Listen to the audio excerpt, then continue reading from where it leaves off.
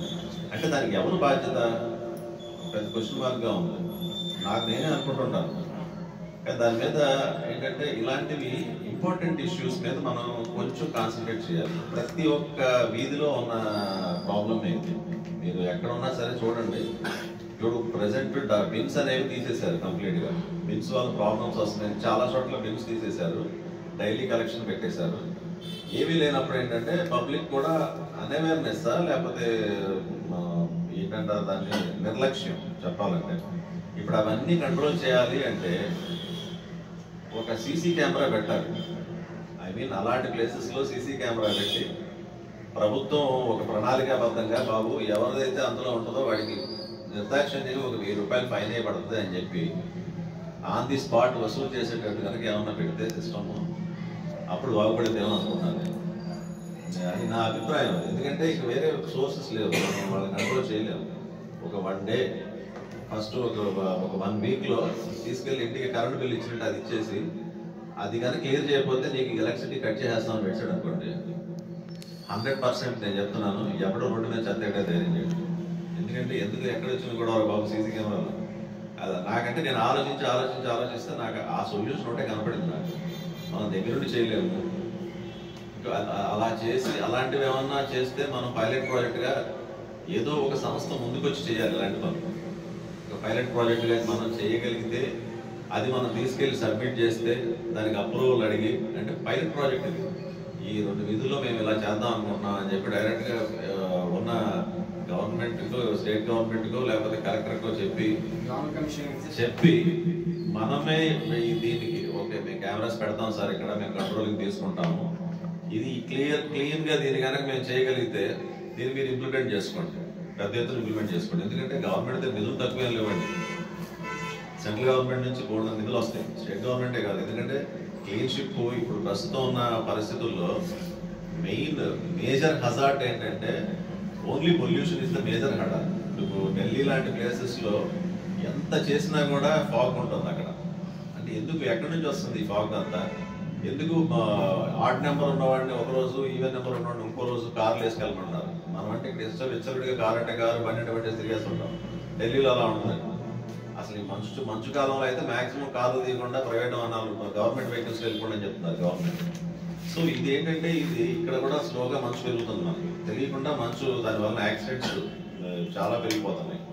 So వీటన్నిటికి కారణం ఏంటంటే మెయిన్ పర్యావరణాన్ని మనం సంరక్షించుకోవడం, చెట్లు నరికేయడం, ఎక్కడికక్కడ ఈ వెంచర్స్ వేసేసి వాటిని ప్రోత్సహించడం, గవర్నమెంట్ తప్పిదాలు కూడా చాలా ఉన్నాయి. ఎంత ఒక మనిషికి ఎంత కావాలండి? ఒక మనిషికి వాడికి ఏంటి, ఇప్పుడు 10 ఫ్లాట్లు కావాలి, అవసరం అంత అవసరం లేదు. కాకపోతే ఏంటంటే చాలా మంది వెచ్చలు పెడతాను అంతే, ఇంకేం లేదు. మొన్న ఒకసారి ఏదో ప్రమోటర్స్ పేరు చెప్పడం నాకు ఇష్టం లేదు, వెళ్తే అక్కడ అన్ని చక్కని పొలాలు అవన్నీ, ఆ మొత్తం ఏరియా అంతా చుట్టూ వాడి ప్లేస్ చుట్టూ తాడి చెట్లు కనపడుతుంది. నాకు ఒకడు అన్నాడు తాడి చెట్లు ఇవన్నీ సార్ చూశారుగా అంటే, ఒక అతను అంటాడు చాలా బాగున్నాయి కదా తాడి చెట్లు అన్నారు. ఇంతకుముందు కూడా ఇక్కడ కూడా అయ్యే ఉండేవి, అవి కొట్టేస్తేనే నీకు నేల వచ్చిందని చెప్పేసి ఆ పక్కన ఉన్న వెంచర్ సంబంధించిన వాడు ఇలా చూసుకుంటున్నాడు. అంటే మనం ఏంటంటే సర్వనాశనం చేస్తున్నా కూడా మనమే. అవి ఎక్కడెక్కడికో వెళ్ళిపోయి వెంచర్స్ చేసేసి మీకు పెట్టుబడి పెట్టండి, రేపు డబ్బులు వస్తాయి. రేపు డబ్బులు ఎవరికి అంత అవసరమా ఏంటి అసలు నాకు అర్థం కాదు.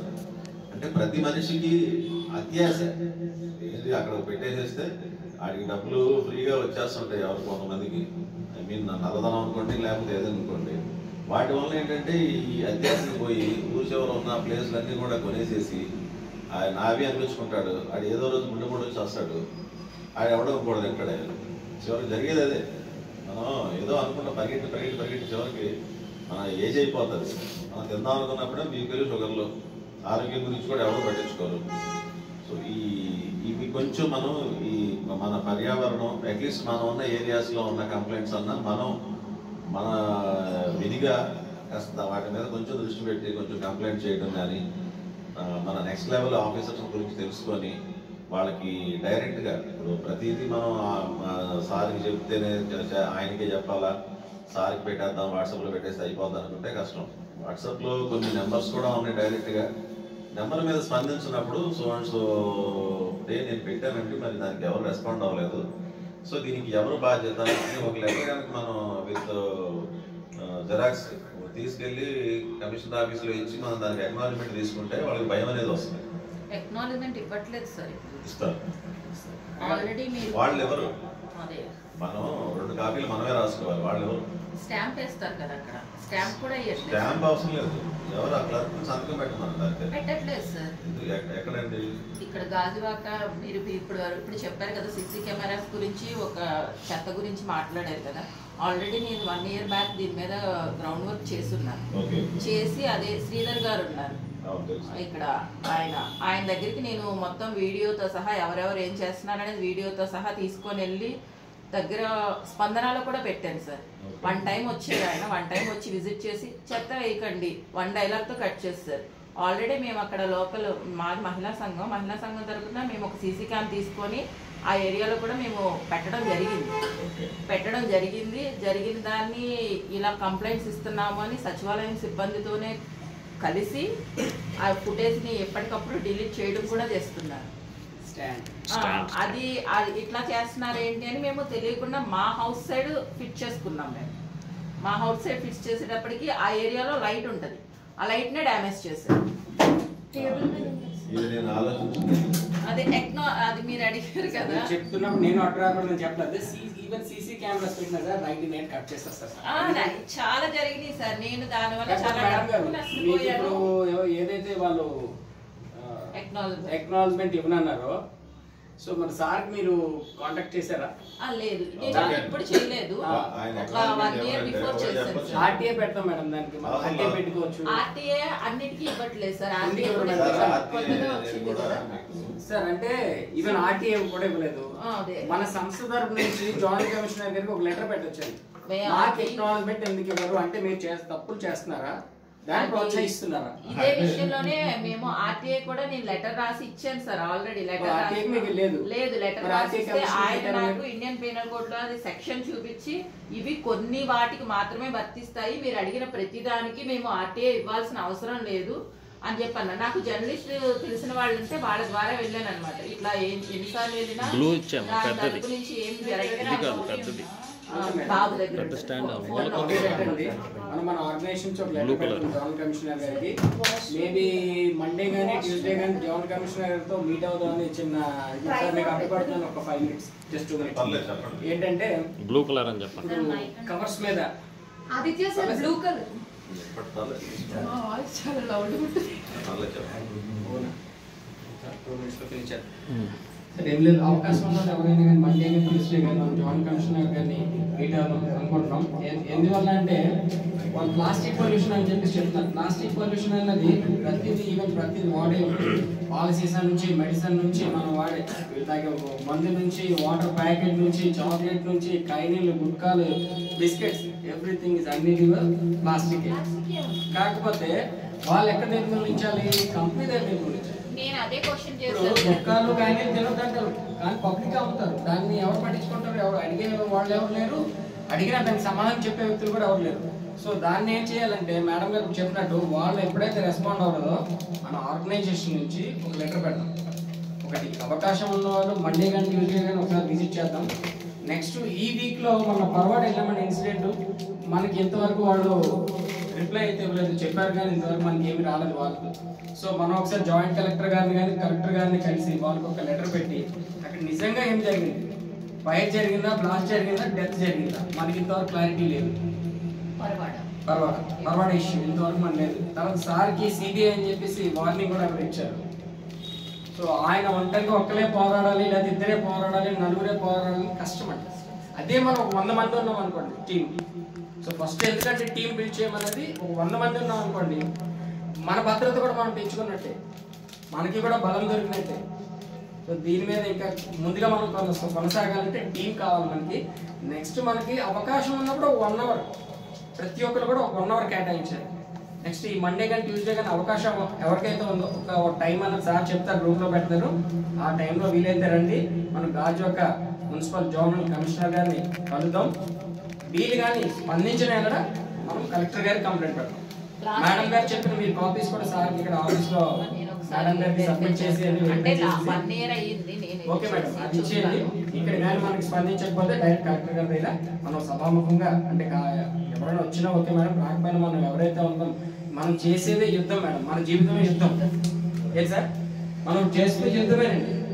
యుద్ధం చేయకపోతే ఈ రోజు బ్రతకడం కూడా చాలా కష్టం. సంపాదిస్తాం, అది ఒక యుద్ధమే. సో ఇది కూడా ఒక యుద్ధమే. ఇదేంటంటే మనతో పాటు మనం బ్రతుకుతూ ఇంకొన్ని బ్రతుకుని ఇవ్వడానికి చేసే యుద్ధం అన్నమాట. ఇప్పుడు మనం ఫైట్ చేయకపోతే ఫ్యూచర్ నెక్స్ట్ జనరేషన్ ఏముండదు మేడం. అదేనండి ప్రెసెంట్ ఉన్న సిచ్యువేషన్ లో ఎలా అంటే కవర్స్ ఎలా తీసుకుంటున్నారంటే చిల్లర వ్యాపారుల దగ్గర ఫైన్ వేస్తున్నారు. Okay, acceptable. అది మెయిన్ ఎక్కడి నుంచి వస్తుంది అనేది ప్రతి ఒక్కరికి తెలుసు. వాళ్ళని ఎందుకు పట్టించుకోవట్లేదు, వాళ్ళని ఎందుకు వదిలేస్తున్నారు? స్టార్టింగ్ ఇంకా చిన్న అవేర్నెస్ కూడా తీసుకొచ్చాను. ఏంటంటే ఇక్కడ చిన్న తోపుడు వాళ్ళు, చిన్న వ్యాపారస్తులు, హాకర్స్ యూనియన్స్, వాళ్ళకి ఎవరికైతే ఉంది యూనియన్స్ ఉన్నాయి, కానీ వాళ్ళు ఎంతవరకు సపోర్ట్ చేస్తారంటే ప్రతి నెల వీటి దగ్గర 100-150 కలెక్ట్ చేసేసి ఏదో అకేషన్ ఎవడో చనిపోయాడు ఆడికి 10,000 ఇచ్చేయండి, లేదంటే ఎక్కడికి వెళ్ళాలా, లేదంటే చలో కలెక్టరేట్ దీనికో 10,000 ఖర్చు పెట్టండి. దానికే తప్ప ప్రత్యేకించి సంస్థపై పోరాడ హక్కులు లేవు. ఉన్నా కానీ వాళ్ళకి అంత ఇది లేదు. వీళ్ళు మీటింగ్ ప్రెసిడెంట్స్ ఏం చెప్తే అది వెళ్దాం చేసాం అయిపోయింది అంతే. కానీ ధైర్యంగా పోరాడాలంటే ఒక సంస్థ కావాలండి. సో వాటి గురించి కూడా మనం వివరించాం. మనం వాటి మీద ఒకసారి ఎప్పుడైనా చిన్న మీటింగ్ కండక్ట్ చేసి వాటిలో ఒక 10 మందిని మనం పిలిపించి చెప్పేసి ప్రతి ఒక్క వర్కర్కి, హాకర్స్ యూనియన్ వాళ్ళకి, నెక్స్ట్ ఎవడో చిన్న ఈ సిపిఎం, సిపిఐ వీళ్ళెవరు కూడా ఏం చేయలేని అంత రాజకీయంగా అలాగే డబ్బుల కోసమే కేవలం. కానీ వీళ్ళ అవేర్నెస్ తెచ్చి కానీ మనం వీళ్ళ కంప్లైంట్స్ బోల్డ్ వస్తాయి మనకు కావాలంటే. దాని మీద కానీ వర్క్ చేస్తే మనం చాలా ముందుకు వెళ్ళగలం అని నేను ఈ సభాముఖంగా ఆశిస్తున్నాను. ఓకే, నాకు ఈ యొక్క అవకాశాన్ని మరలా ఇచ్చినందుకు అందరికీ కూడా హృదయపూర్వక ధన్యవాదాలు. ఈ సభాముఖంగా మన ప్రెసిడెంట్ వైఎస్ ప్రకాష్ గారు ఒక 2 నిమిషాలు మాట్లాడాల్సిందిగా కోరుకుంటున్నాను.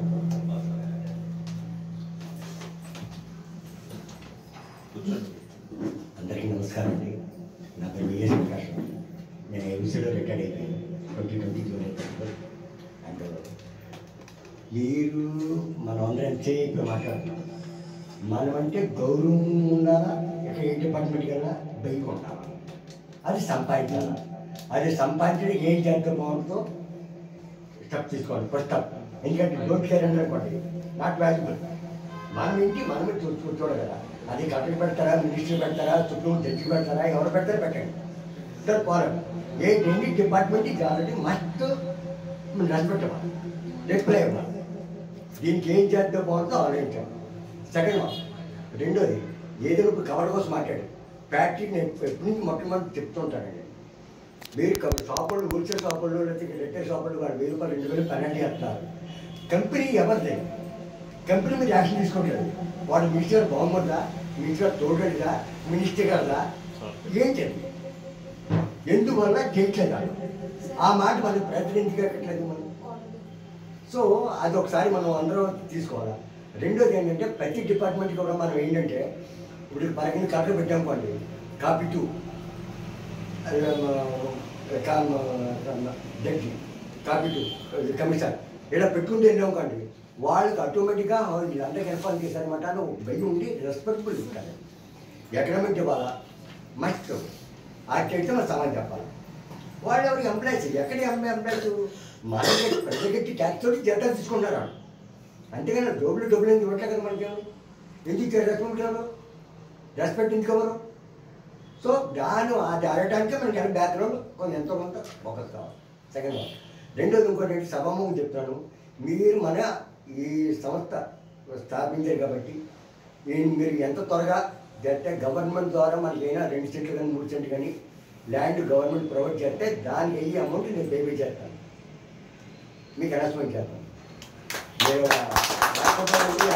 పాల్గొనండి, గవర్నమెంట్ కట్టడం మీరు ఏం చేస్తారు చేయండి. ఆ ల్యాండ్ గవర్నమెంట్ ఎంత కట్టా నేను కడతాను. అది దానికి ఒక 3 years మినిమం. మీరు అవన్నీ నాకు ఏం తెలుసు సార్, నేను చెప్తున్నాను అంతే. మీరు ఒకరోజు చేయించండి లేదా వారం చేయించండి, 3 సంవత్సరాలు నాకు సంబంధం లేదు. నేనేంటంటే మీరు గవర్నమెంట్ దగ్గర మినిస్టర్ రాసుకుంటారో లేదా కలెక్టర్ రాస్తారో ఏం చేస్తారో, ఒక ఆర్గనైజ్కి నాకు ఇలా 2 సెంట్లు 3 సెంట్లు మాకు ఆఫీస్ కావాలి కాబట్టి మేము ఆ పబ్లిక్ కోసం ఫైట్ చేస్తున్నాం కాబట్టి that providing in government land. దాని తగ్గదే నేను ఆ గవర్నమెంట్ ఎంత డబ్బులు కట్టాలో మనమే తిరిగిపోవద్దు. గవర్నమెంట్ కట్టి ఇప్పుడు ఫ్యాక్టరీస్ ఉన్నాయి, 100 ఎకరాలు 50 ఎకరాలు 200 ఎకరాలు 300 ఎకరాలు ఇచ్చేస్తున్నారు. 2-3 సెంట్లు ఇవ్వలేరా?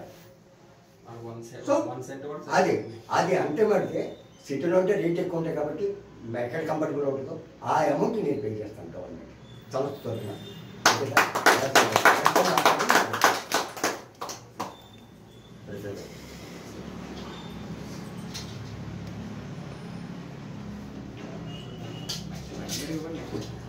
మైక్ అవసరం లేదు సార్.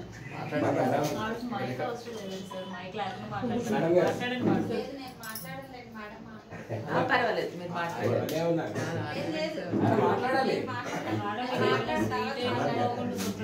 సార్. అయితే కొంచెం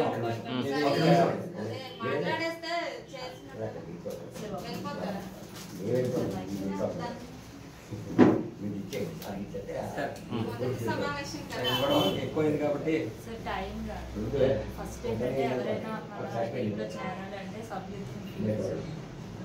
చెప్పండి, గట్టిగా చెప్పండి. ఇప్పుడు యాక్చువల్గా మా స్టూడెంట్ మన కాలేజ్ లెవెల్ సమస్యలు క్లియర్ చేయగలం. అయ్యే మన చేతిలో ఉంటాయి, మన చేతిలో ఉంటాయి సార్. మనకి టైం పీరియడ్ కాలేజ్ సమస్యలు క్లియర్ చేయాలి. లేదమ్మా, దేనికైనా మనం కొంత టైం ఎందుకంటే ఆలోచించాలి. అడిగేసే ముందు ఆలోచించి మనం అడిగేయాలన్నమాట. ఆయన రమ్మనండి, అదే ఆయన కూడా ఉండాలి కదా. అదే తప్పకుండా వ్యక్తులు తీసుకుంటామంటే రిటైర్డ్ ఐపీఎస్ తో సహా అందరినీ, అంటే పోలీస్ డిపార్ట్మెంట్ లో మన డ్యూటీ ఆన్ డ్యూటీలో తీసుకోవాలి. Retired police services, retired revenue service, retired revenue services, retired ICS services,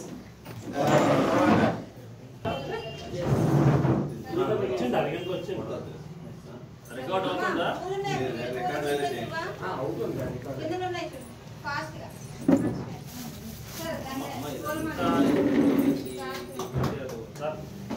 పెద్దవాళ్ళు వేరే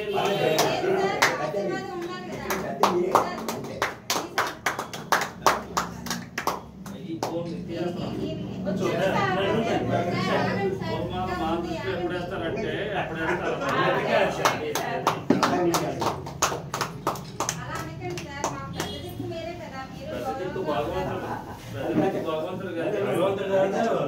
భగవంతుడు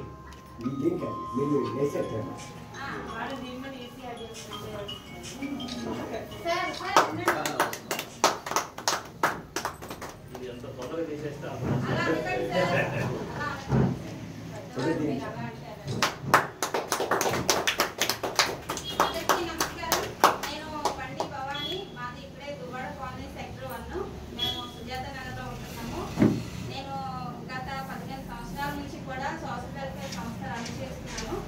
ఏపీ తెలంగాణ ఢిల్లీ వరకు కూడా ఉంటుంది మా సంస్థ. అయితే నేను మన ఈ సంస్థలో జాయిన్ అయిన తర్వాత మన అందరికీ కూడా ఒక పెద్ద దిక్కు ఉన్నారు కనుక మన చైర్మన్ గారు అలాగే సార్ వాళ్ళు అందుకని మన సార్ని మనం గౌరవించుకోవాలి. మన సార్కి మనం విలువ గౌరవాలు ఇస్తే మనకి కూడా మన సారు మంచిగా చూసుకుంటారు. అలాగే బాధ్యత వహించాలి. మనం ప్రతి విషయంలో కూడా సారు చెప్పిన ప్రతి మాటకి మనం గౌరవించాలి.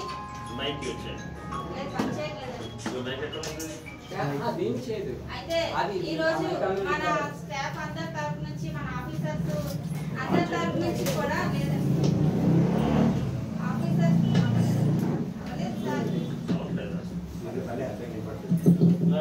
లేదండి సార్. ఇక అంటే అక్కడ ఇదవుతుంది, రికార్డ్ అవుతుందమ్మా. ఇప్పుడు మన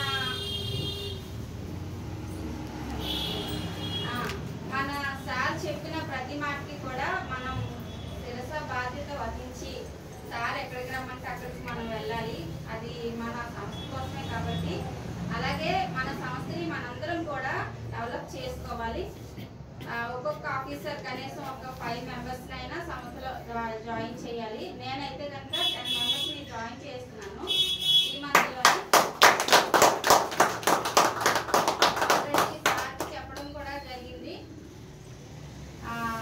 అందుకని నేను ఏంటంటే మన అందరి తరఫున కూడా మన సంస్థ తరఫున సార్కి గౌరవించారు కాబట్టి సన్మానం చేశాను. ఇది విషయం. అందరికీ నమస్తే.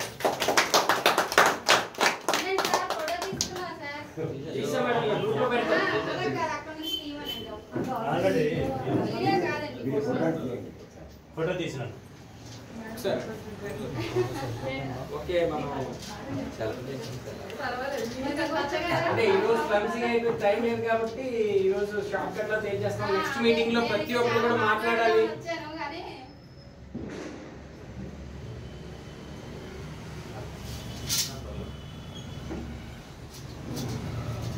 చాలా మాట్లాడదాం రాసుకొని కూడా వచ్చారు కానీ టైం లేదు. నెక్స్ట్ ఏంటంటే అందరికి అవకాశం కూడా దొరకలేదు. ప్రతి మీటింగ్ లో అందరూ వస్తుంది. కొంచెం ప్రతి ఒక్కరు కూడా ఇక్కడ వచ్చి మాట్లాడితే బాగుంటది. అంటే ఎవరి జ్ఞానం వాళ్ళండి.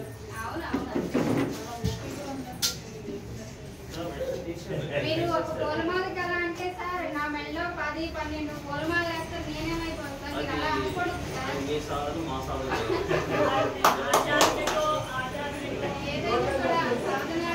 మీ అంత పేషెన్స్ సార్ లేదు. పేషెన్స్ ఉంది ఎల్లో ఆధ్యాత్మికంగా ఉంది. ఏమనుకుంటారంటే ఈ దండ చేసి సివిల్ కేసు ఎంత బాగుంది అంతేగా మనం ఇప్పుడు పైన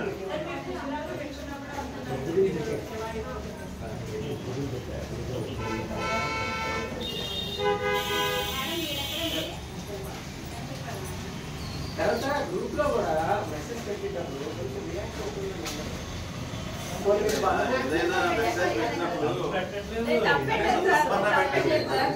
మీకోసం కాదు, అప్పుడు గ్రూప్ మీటింగ్ అని మనం పెడితే 46 మందిలో కేవలం 7 మాత్రం స్పందించారు.